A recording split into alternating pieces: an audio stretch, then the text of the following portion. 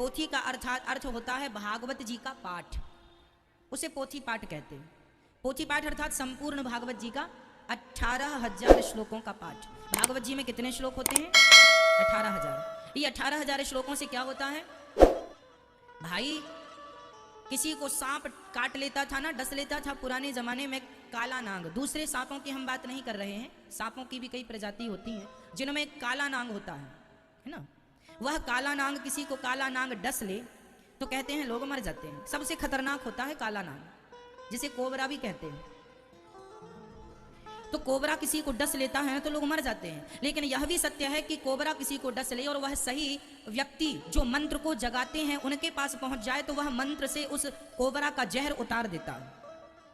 सांप का डसा हुआ व्यक्ति 2 दिन बाद भी जिंदा हो जाता है यदि उसे मंत्र, जगाया हुआ मंत्र कोई झाड़ने वाला मिल जाए तो। आजकल तो हॉस्पिटलों की व्यवस्था है। पहले नाग का डसा हुआ, अभी अपनी गौरी गोपाल गौशाला में एक दिन सांप निकल के आया, वो काला नाग। तो हमने पकड़ने वाले को बुलाया, पकड़ने वाला आया, पकड़ ही रहा था कि उसने उसे डस लिया पकड़ने वाले को, लेकिन उसे कुछ भी नहीं हुआ, वो ज्यों का त्यों। हमने कहा भाई आम आदमी को डस लेता तो मर जाता, तुम जिंदा हो, तुम्हें कुछ नहीं हुआ। उसने कहा महाराज जी हम मंत्र जानते हैं, हम इसका मंत्र जानते हैं। कुछ जड़ी बूटी होती है वह उसका प्रयोग करते हैं, कुछ सिद्ध करने वाले मंत्र होते हैं जो सांप के जहर को भी बेअसर कर देते हैं। समझ रहे हैं?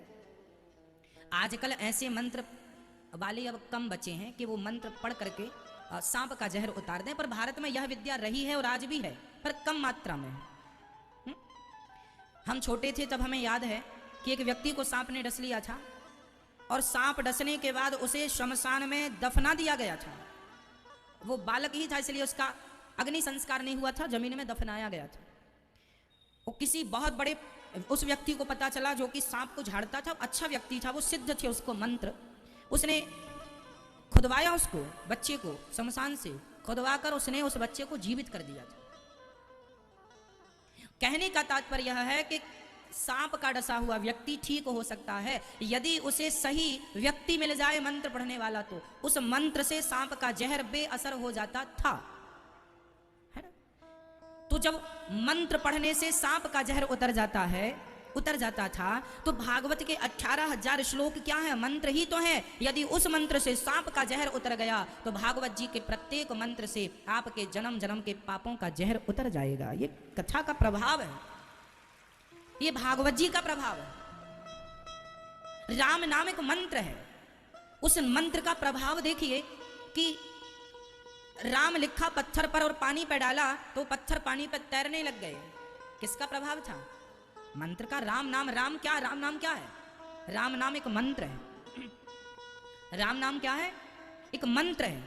यदि राम नाम के पत्थर पानी पर तैर गए, राम नाम का ये मंत्र इतना पावरफुल है कि ये पत्थर को डूबने नहीं देता, तो सोचो भागवत जी के 18,000 श्लोकों का कोई आश्रय ले लेगा तो क्या वो डूब जाएगा? वह तो भवसागर से पार लग जाता है। इसलिए भागवत जी प्राणी मात्र की सब इच्छाएं पूरी करती हैं।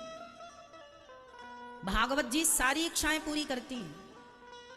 कितने लोग ऐसे हैं जिन्होंने हमसे बताया महाराज जी हम डिप्रेशन में चले गए थे, हम बाहर आ गए, हमारी हजारों की दवाइयां चल रही थी बंद हो गई, हमने कितनी इलाज कराए पर कोई असर नहीं हुआ। आज हमारे पास एक बहन आई, बोले हमें कैंसर हो गया था, आखिरी स्टेज पर थी, हम कैंसर की भयंकर बीमारी थी, लेकिन भागवत श्रवण करते करते आपने कथा में जो बताया उस पर अमल करते करते आज मैं पूरी स्वस्थ होकर दर्शन करने आई हूँ। और वो आई आज। हमने उनसे कहा भी था कि आज आप कथा में रहेंगे तो बताइएगा, हम आपको मिलवाएंगे। यहाँ बैठे हैं आप क्या?